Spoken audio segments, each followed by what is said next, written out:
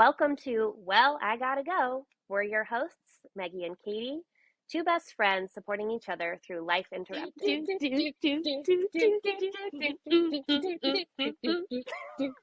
It's podcast time. It's podcast time. Yeah, hi Megs. Hi, Katie. How's it Like a going? giraffe. Thank you so much. It's my standard microphone. I love that microphone. I don't know. I miss the pony hair a little bit though. The cascading pony hair. I know that one made it into the level of bed stuffed animals, which means they Mm, can no longer be touched.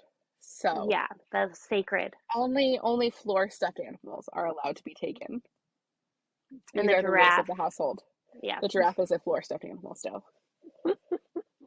I love that. How are You you? gotta abide by the rules. I'm good. Yeah? How are you? You at Target? Of course. TM. Am I never not at Target? I am your That's true. classic basic bitch millennial mom.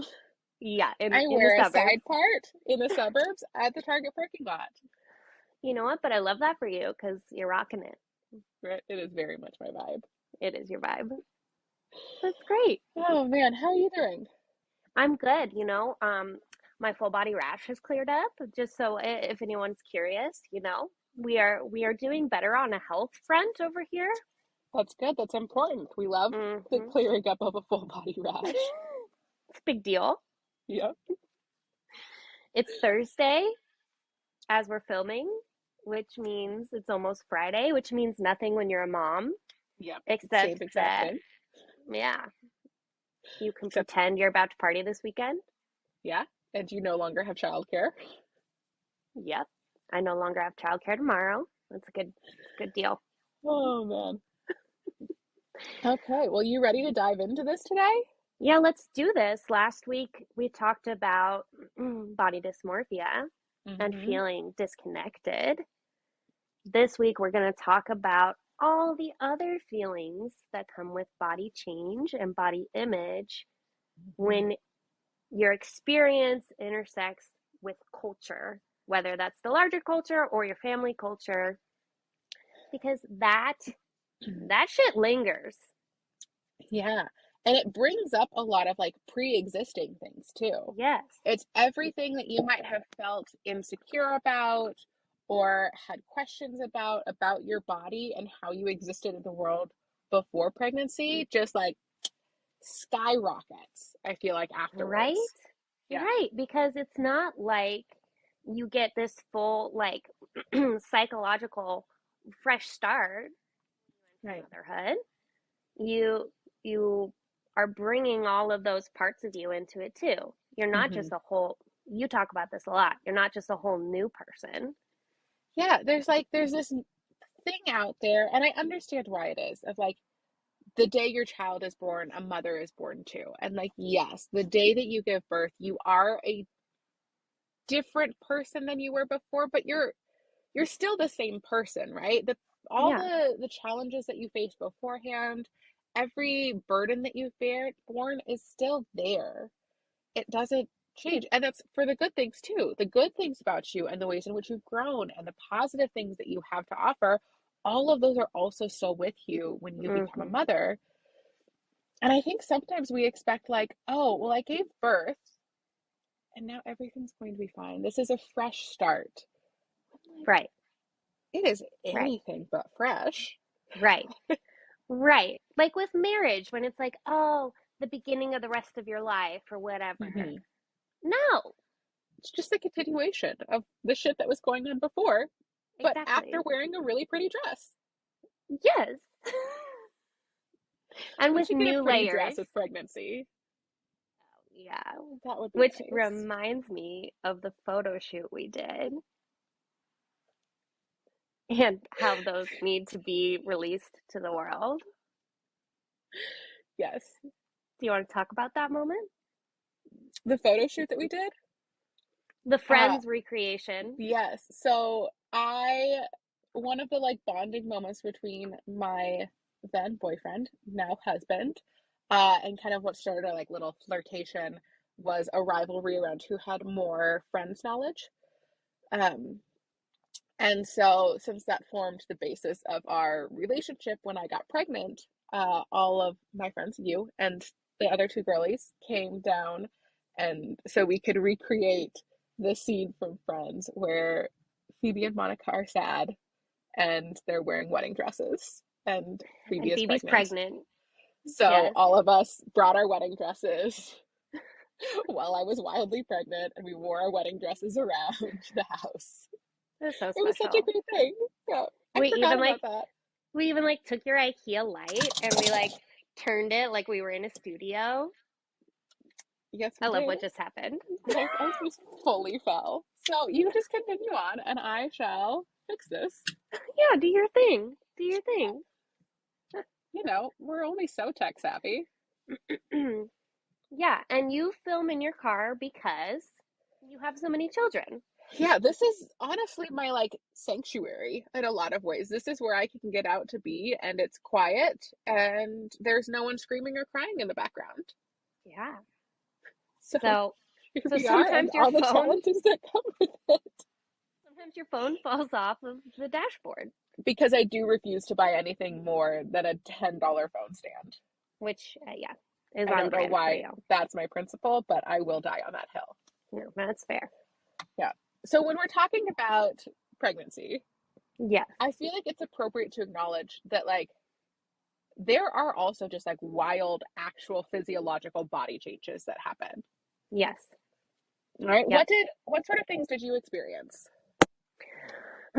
Well, I think that like some of the things that are not very glamorous and maybe then add a layer of embarrassment or shame and make it harder to talk about. One, your pelvic floor, right, goes through so much trauma. Hmm. And maybe it's not something um, that's going to be a visual change in the sense of like, oh, this shirt doesn't fit or these pants don't fit, but you know what does change? Fucking peeing your pants all the time. Right? Like I Yes. remember a time where if you maybe got drunk and peed your pants, you would then go change them right away. You would take a shower, you would wash your whole body because you had pee Yeah. on you. Right. I mean, I maybe this is a personal issue, but that is not what happens now. Because if I did that with the regularity to which I pee my pants just a little bit, Yeah. our water bill would be through the roof. Oh, I I mean, maybe it's a personal problem that we share and this is why we're friends, but I am with you on that. And Marco Polo'd you the other day because I was like, I've peed my pants like an exorbitant, how do you say that word? We're I, gonna skip that word. A lot. that word, a lot. Peed my pants more this week than normal. What's going on? Yeah. Um, and yeah, I know. Yeah. And I And feel like it is this kind of just like joke around the world of like, oh, moms pee their pants, jumping on a trampoline and mhm, pee your pants. What you know your mother if you have to cross your legs to sneeze and all these things. But to me, like A, very, very true. But yes, B, it also speaks to just the lack of care and resources that is available to mothers, where there right, is pelvic floor therapy out there and it can be very helpful and it is built to solve this problem. right, But that's not a part of the conversation a lot of the time. That's something that's right. like the secret little thing that, like, oh, you could go to pelvic floor therapy. If you know it exists and if it's covered by insurance, which often it's not. Yeah. Speaking of other things that are necessary for your whole body and health healing and recovery from pregnancy and birth, like pelvic floor therapy, often Hmm. not covered by insurance. Mental health resources, often not covered by insurance. Yeah. And not something that people regularly check in on. Yeah. And even if they do check in on it, oftentimes it's a questionnaire at your Yes. 6 week appointment and no follow up. And you're like, well, Right. I told you that I'm depressed. Why are Right. you not concerned? I'm taking care of a newborn baby and I'm telling you that I'm not doing well. Right. But it's just like, well, you And have a newborn baby. That's normal. It's fine. right. It's just like And I remember too feeling like, okay, what is normal and what's abnormal, right? Because Mhm. there is a level of like the severe hormone drop off that you go through. Mhm. Yes, you are going to experience a world of emotional turmoil. Yes. And so, okay, but that doesn't change the fact that you should have resources available for you Mhm. to go through that. Yeah. And But I feel like you, we oh, also go need ahead. to acknowledge that this is the lack of resources that we experienced Right. as middle to upper middle class white Hmm. women in the city who know a lot of things about resources. Right. And we know what resources to ask for, and we still had trouble meeting Hmm. our own needs after postpartum. That's so true. And we have a lot of privilege stacked up for us in accessing Right. that. And we People, have the community support of each other to like hmm, ask these questions, yeah, which is not there for everybody either. no, Yeah. yeah. It's kind of astounding when you look into it and you see how little there is out there to help Yeah. women reintegrate to themselves and into the world Hmm. after you've had a baby. And let's talk about that a little bit for you because, well, Hmm. one, you've given birth twice, and Yes. your two births were pretty different. Hmm. Your second birth was a C-section. Yeah. Let's let's talk about that. And what has that been like for you then to be on your healing now? You're what, like a year and a half out? Yeah. And what's it like for you with both your healing and your body image and how you feel? Yeah. I think there's just this whole timeline of just consistently feeling, like we talked about last week, feeling disconnected from my body, but also feeling disconnected from what else is happening in the world. It's kind of a mystery to me. I mean, like, if it's not happening at my local Target, I don't know about it. And so it is just, it's this weird feeling of like, yes, my body has gone through these huge changes. I had a vaginal birth, I had a C-section, I received what was like medically appropriate aftercare for my C-section, but like not great, right? I still don't Hmm. know. No one's looked at my scar in beside my 6 week appointment. That's it. Hmm. That's the last time someone checked in. I've had pretty bad diastasis recti, which like I'm Hmm. working on healing independently, but I at one point reached out for some support for it, and Yeah. And if people don't know what that is, what is that? oh, it is. So when you get pregnant and your belly expands, your abs at the front of it, for most of your life, they're connected. And with that dramatic increase, they split right apart to make room for that baby. Makes sense. Hmm. Ideally, after you give birth, they come back together. Ideally. Ideally. For a lot of women, that doesn't happen. And based on how far apart they stay, it is a minor to major concern. Hmm. Um, so I started out about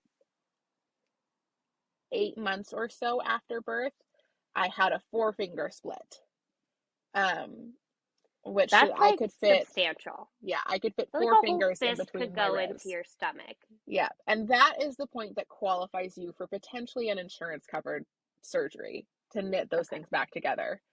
Um, but you need it needs to hold that for a specific time, and we can get all into those details later.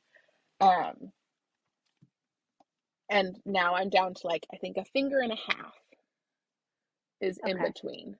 Yeah. So they're knitting back together, but not Yeah. quite. Yeah. Uh, And it's taken a long time. yeah, I mean, like my Yeah. my body is in no way healed No. from two twin pregnancies in 2 years. Right. Yeah. Which brings up the whole bounce back culture concept, which Yes. I think a lot of women are doing a wonderful job pushing back on, Yeah. right? Like I feel like at least for me when I was pregnant and engaging with social media, I felt a lot less pressure around that. Hmm. But the part that we both felt like was missing was this conversation about all of your own history and experience that you bring into these body changes, Yeah. um, that maybe is more specific to you. It's the subculture Hmm. levels beyond the bounce back culture that's so widespread, Yeah. um, that is impacting the way that we heal, the way we understand our bodies moving forward, and the way we feel in our bodies. Yeah.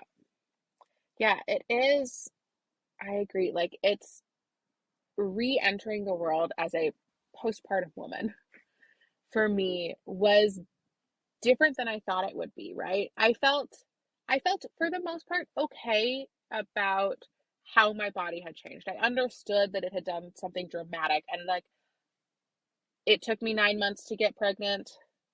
It was going to take me at a very minimum a year and a half to get out, right? I was going to give myself at least twice the amount of time. That felt appropriate.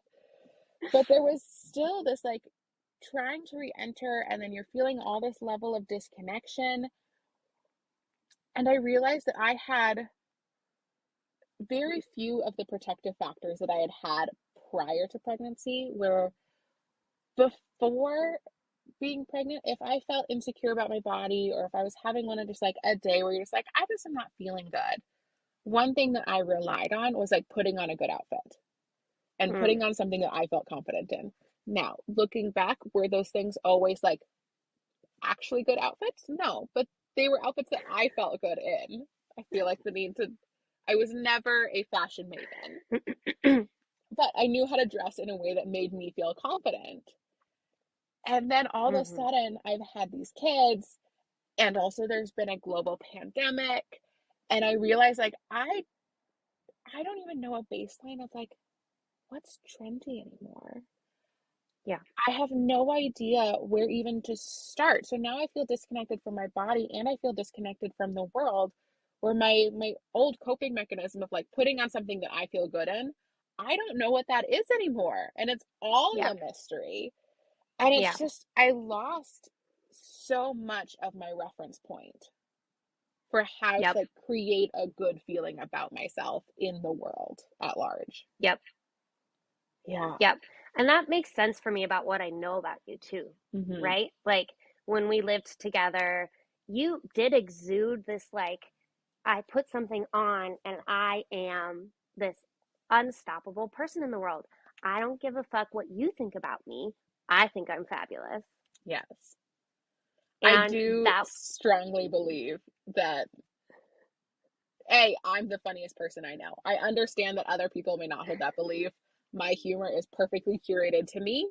And the same comes, at least it used to, with my clothes, with my sense of fashion, with all of these things that I am the best at it that I know because it is perfectly curated to my taste. right. And other people can disagree, but that's on them. That's their business. That's not mine.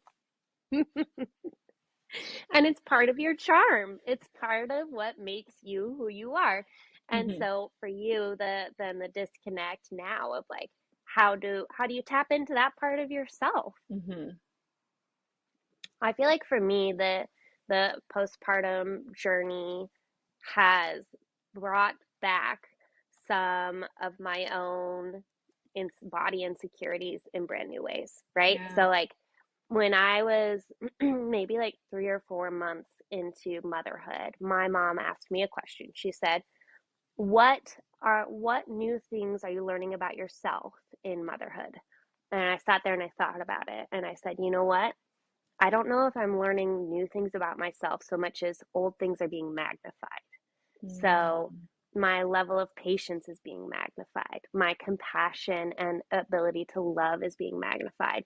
But the other thing that's being magnified is this body insecurity and the fact that I think when I stop and think about who I was before, that was still there. I didn't have the Katie transformation besides maybe Red Meggie, which we can talk about some other time. Oh, we need a full deep dive into Red Maggie.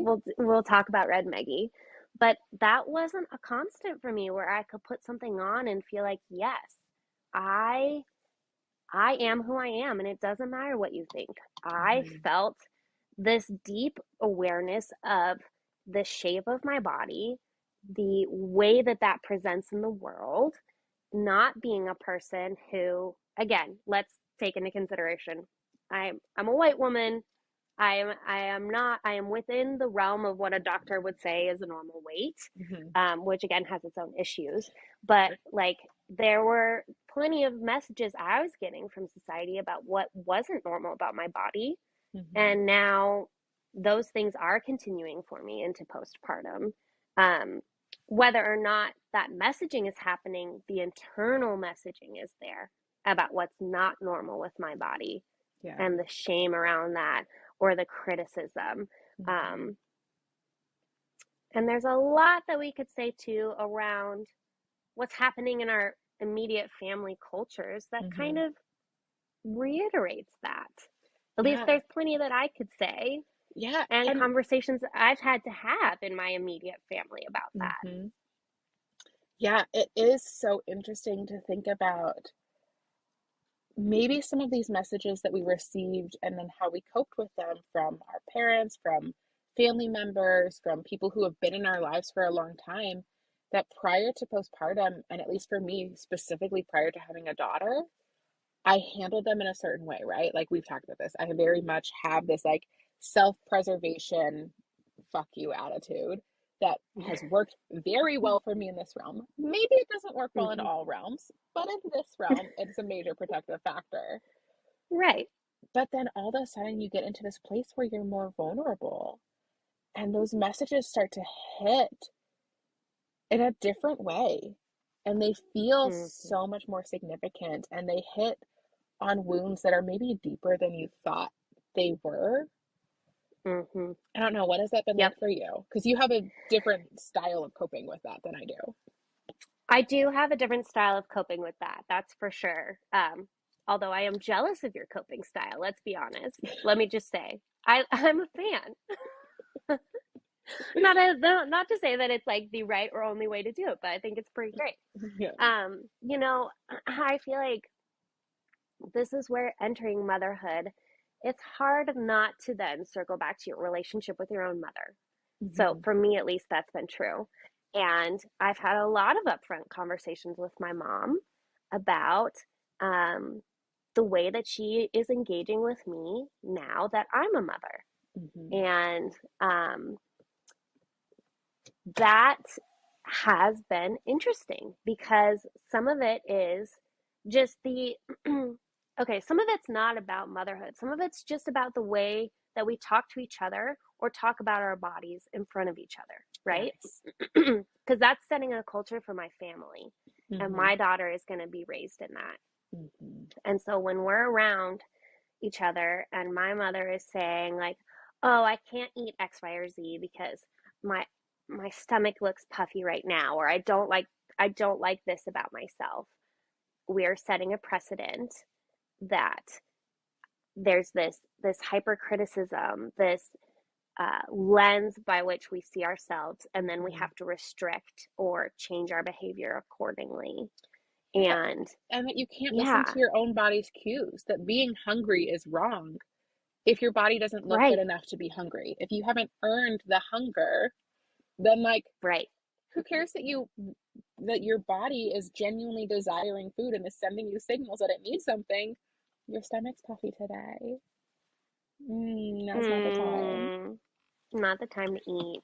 Yeah. No, Yeah. no. And So, you look at that, and a lot of it is cultural, right? It's very generational of our mom's yes, generation. That was very prevalent, and that was how they were talked to. And now here we right, are, and wanting to pass on something a little different. right. And how many, I mean, this is a bit of a tangent, but also important. Like, how many generations does it take to change those Mhm. behaviors that are so ingrained in us, right? There Yes. is something about what we inherit Hmm. and the work that it takes to change that. Yeah. And I don't blame my mother, right? She grew up, like you said, in a Hmm. specific environment. And when she was my age, she got certain messaging Hmm. about what she needs to do with her body. Um, and it's hard work to rewire that. And Mhm. so some of the conversations that I've been having with my mother when we're at the dinner table and she's making comments about herself, she's making comments about her body. My sister and I have been working on, okay, what's one thing you can say that you do like about yourself right now? It's- It doesn't even have to be maybe about your physical appearance, but can we say one thing that's working for mhm. you instead of all the things that are working against you? And that's one thing we've been working on, as well as just the body image and food, right? Those things go so hand in hand. You Mhm. can't separate them. So we've been working a lot around how we talk about food. Like my mom and I made this really good dinner together. We sat down, she ate her whole portion. And she was like, wow, I can't believe I ate that whole thing. I thought I was only going to eat half. And I was like, Mom, can we normalize eating your entire meal? Like, does Yes, that have to be a bad thing? right. I Because it, don't want you sitting in front of my daughter saying, oh my God, I can't believe I ate my whole meal. right. Your daughter, who, at least at this stage of her life, is a ravenous beast. Oh, Like she that loves to eat. that kid eats more food than my children, who are what, like 6 months older than her and twice her weight.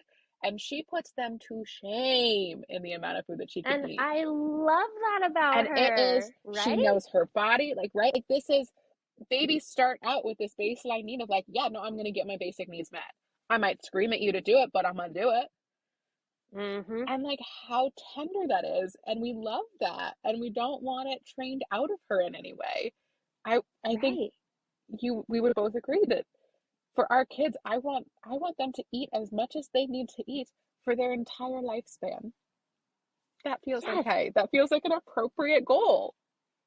Yes, absolutely. And which is why I think we should talk a little bit about what you've been doing with your kids, because I love the way that you've been teaching body awareness and just the adorable ways that that's manifesting, especially with your daughter. Yeah, one of the things that we're really focusing on is talking about just listening to your body. And so we've done a lot of it with food, especially around like sweets and candy, of recognizing that, like, hey, if you eat too much of chocolate, just as if you eat too much of apples, your body's not going to feel good, right? There's no food out there that if you eat too much of it in one sitting, your body's going to be like, that was fun. Everything has a consequence in maximalism. Oh, And absolutely. so, one thing that she's been doing, she's really internalized this idea that I'm listening to my tummy. So she'll come up and she'll be like, Mommy, my tummy wants a piece of chocolate. Or sometimes it is, my tummy wants a banana, or my tummy wants some strawberries. Recently with Halloween, it's been, my tummy wants a piece of chocolate. But sometimes her tummy also wants to go to the park. And sometimes her tummy also wants to go on the swing. And she's just taken this message of, I have this driving desire inside my body. It must be my tummy. And I do. I mean, when Yeah, her tummy wants to go which to the I park, love we go to the park so much. because we want to honor what her tummy says. Right. Which I love. I think Yeah. that honestly, it's just the cutest thing to me. It, And like we don't know what we're instilling on our kids that they're going to be like 30 years from now like, "Oh God, that was really hard." yeah. But we are trying with Hmm. our own experience to do something a little different. And we're both trying to acknowledge that for ourselves and for Hmm. our kids, which is a hard thing to do at the same time. Yeah. Yeah. I think one thing that I've always said is that my goal is to mess up my kids in new and novel ways. Can I stop any of the generational traumas and be the start of new Yep. ones? Great. I love that goal for us. Because, they're going to be there. We're not going to be perfect. No, Right. it's not possible. No. And so, can I take the things that I'm aware of and stop those, knowing that I will Yeah. start brand new patterns? Yeah, absolutely. And one of those patterns that you've been coaching me through a little bit is this idea of body neutrality Hmm. versus body positivity, which is so much of the messaging. I think that the kind of counter messaging to bounce back culture, right, is Yeah. no, love your body Hmm. exactly as it is, which is, again, beautiful messaging. Love it. We need it. We need that correction, right? Hmm. But it does, at least for me, it has left this empty space where I'm feeling the change. I'm feeling the difference. I'm feeling some sense of loss, Right. or some sense of grief. And there's not a lot of space for that in positivity, Right. right? There's only the opposite end of the spectrum. Hmm. So I was telling you about this, and you brought up this whole new concept for me that I'd never heard of before. Yeah. Which I should own. I did not come up with that idea. I spend a lot more time on the internet than you do. Yeah. And so I have been learning specifically from a lot of just fat creators who are out there talking about what is it like to exist as a fat person in the world, and their kind of their understanding of the body positivity movement and what that means for them and their understanding of their bodies. And out of that, it feels like has come this idea of body neutrality and just letting your body exist, right? Instead of attaching a label of bad or good to it, what if we just Mm-hmm. let our bodies exist? What if we acknowledge them? Because sometimes there are things about your body that you do want to change or don't feel like you or feel foreign on your body. And Mm-hmm. I think it's okay to want your body to be different to make you feel more of who you are, not to want your Right. body to be different, to look different into society or to look different out in the world to get a different response to people, but like you want to feel connected to yourself and you want to feel like you are yourself. And so, what does it look like to just look at your body and non judgmentally say, this is mine. This is it. This is what my body looks like. This is the size of my body. This is the shape of my body. This is the color, the smoothness, the roughness. This is just what my body is. And just let it, give it the permission to exist, giving yourself the permission to exist without Yeah. attaching good or bad. It just is. Right. What I love about that, and again, you're right. It's good for us to acknowledge we don't own this term, No. and postpartum women don't own this term, Right. right? But there is a gentleness to that practice Mm-hmm. that I really like. It Mm-hmm. feels like self-compassion. It feels like it harkens back to mindfulness for me. But again, I'm so bad at practicing, but there is this, it creates a bit more of a tender space, but also real, right? You're not denying reality. Right. It is what it is. Yeah, it gives you room to also say, I feel insecure today, or I'm not feeling good today. Because so much of the time, at least for me, when I feel confident about my body versus not confident, it is the exact same body. Like Right. nothing about my body changed. Yesterday I felt like shit. Today I feel awesome. The only difference for me is like I got a good night's sleep. That's it. Mm-hmm. That's the only thing that changed. But Yep. nothing about my body changed. And so can I give myself the space and the grace to have those ebbs and flows and recognize that it's not about my body itself, that it's something else, and that my body Yep. just exists. It's just here. It looks the way that it does, it feels the way that it does, and let that be okay. And then all these like confidence issues and all of that can just be what it is and not attached to the like size of my thighs because those don't actually Right. impact my confidence in the same way. Like it's not actually about my thighs. It's not about my boobs, it's not about Right. my stomach. It's about this and the messaging that I've received out in the world. Yeah. I love that. Yeah, I think that's so true. And I don't know, that just feels kind of like a good place to land Yeah. for today is this idea of, yeah, your body is not going to change substantially from today to tomorrow, but how Mm-hmm. you feel about it might. Yeah. And that both those things are okay. Mm-hmm. Yeah. Yeah. I really like how you've talked about it in relation to mindfulness and just saying non judgmentally, this is what is here and this is what is Yeah. happening now. I think that's a At good, some point, we might, yeah, you might want to make a change at some point. At some point, I might want to make a change. mm-hmm. that doesn't have to be a part of the acknowledging process, right? There doesn't have to be an action or a behavior change in that moment. Yeah. Yeah. It feels like one step closer to a true just level of self-love that's Yeah. not based on this constant refining, reforming, changing, Mhm. trying to get to something, this idea of whatever is perfect based on cultural messaging or family messaging. Yeah.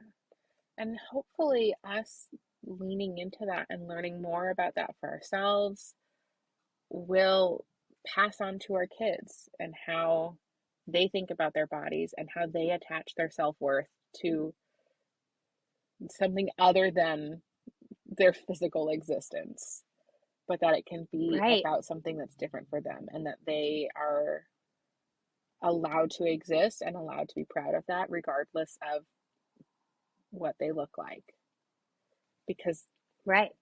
that messaging hasn't always been there for generations past. Absolutely. Yeah, Mm. I love that. Yeah. Well, I gotta go pay a parking ticket that's like 3 months Oh, old. ooh, I should probably go into Target because Because my kids need hand warmers because it's you're cold as there. all get out and I'm here. It seriously is. Yeah, you're gonna put them in more snow bibs even though it's not snowing, and it'll be great. We're prepped for the cold, maybe. We're prepped for the cold. And my Okay. sister said she'd buy me ice cream if I pay my parking ticket. Oh, that's very well. I know. Can I get in on that deal? I don't Only have if a you have a parking parking ticket. ticket. Dang it. I will That's get because one. you live in the suburbs. I do. They don't give out parking tickets here. No. Okay. Well, love you, All right, girl. I love you, girly. Talk to you later. Bye. Bye. Thanks for tuning in to G2G. Check out more about our lives interrupted on Instagram and TikTok at Well, I Gotta Go. TTYL, y'all.